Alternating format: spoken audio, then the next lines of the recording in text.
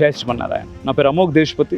Reflection అనే channel యొక్క ఫౌండర్ని నేను. ఇక్కడ రామానుజ స్వామి శంకుస్థాపన జరిగినప్పుడు కూడా రామానుజుల వారిపైన 2 పాటలు చేసేటటువంటి భాగ్యం నాకు కలిగింది. ముఖ్యంగా ఈ దేవాలయం గురించి 108 దివ్య దేశాలు మన భాగ్యనగరంలో. నిజంగా ఇది భాగ్యనగరం యొక్క అదృష్టం. భాగ్యనగరమే కాదు, మన తెలంగాణ, ఆంధ్రప్రదేశ్లో తెలుగు వాళ్ళ యొక్క అదృష్టం. నిజంగా ప్రతి తెలుగు వాళ్ళు కూడా ఇక్కడికి రావాలి, దర్శనం చేసుకోవాలి. చాలా అద్భుతంగా ఉందండి.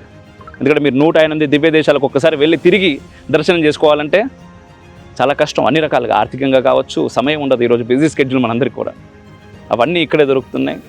అవన్నీ పక్కన పెట్టి రెండవది టెక్నాలజీ. అంటే ఈరోజు ఏఐ వచ్చేసింది, మనకి ఆర్టిఫిషియల్ ఇంటెలిజెన్స్ వచ్చేసింది. టెక్నాలజీ చాలా త్వరగా డెవలప్ అవుతుంది.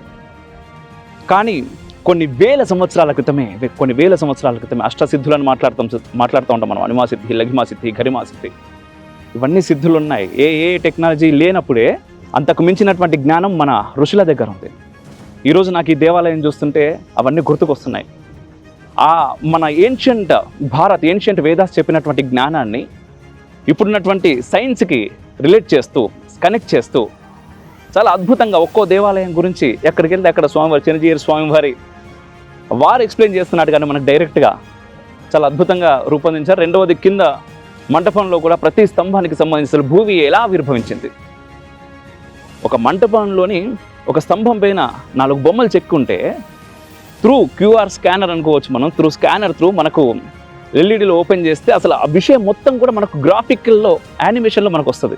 చాలా ఈజీగా అర్థమయ్యేటట్టుగా చాలా అద్భుతంగా చేశారు. ఖచ్చితంగా ప్రతి ఒక్కరూ ఇక్కడికి వచ్చి దర్శనం చేసుకోవాలి. అండ్ ఎక్స్పీరియన్స్ అనేది నేను ఇప్పుడు ఎంత చెప్పినా కూడా మీరు ఇక్కడికి వచ్చిన తర్వాత అరే ఇంత బాగుంది అంటే నేను చెప్పిన దానికంటే ఖచ్చితంగా ఎక్కువే ఉంటుంది తప్ప తక్కువైతే ఉండదు. సో అందరూ దయచేసి ఇక్కడికి రండి. ఆ రామానుజుల వారి యొక్క ఆశీర్వాదానికి పాత్రులు కండి.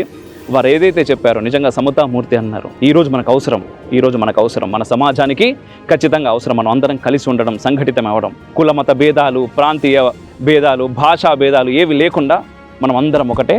మనందరం కూడా భారతీయులం. అంతకు మించి భారతీయ ధర్మం, సనాతన ధర్మం ఏం చెప్పింది? లోకా సమస్త సుఖినో భవంతు అన్నది. మనం ఇంత పరిధిలో ఎప్పుడు బ్రతకలేదు.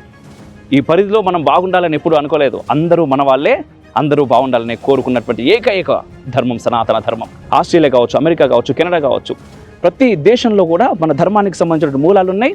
వాళ్ళు మన ధర్మం గురించి తెలుసుకునే ప్రయత్నం చేస్తున్నారు. ఈరోజు మన ధర్మాన్ని పాటిస్తున్నారు చాలామంది, మన యోగాన్ని పాటిస్తున్నారు, మన ఆయుర్వేదాన్ని పాటిస్తున్నారు. అది ఖచ్చితంగా గమనించుకోవాలి. మన ధర్మాన్ని మనం కాపాడాల్సిన అవసరం లేదు. మనం పాటిస్తే అదే మనల్ని కాపాడుతుంది. జై శ్రీమన్నారాయణ.